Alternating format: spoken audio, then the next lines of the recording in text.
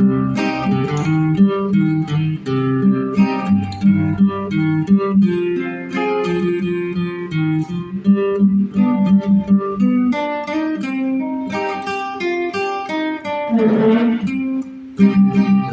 thần con gái, cô gái nào chung tình, bạn bè hai thiết trình. Nghèo mà dẻo cao, em trót lười đầu môi, bản thân đây là chữ tình.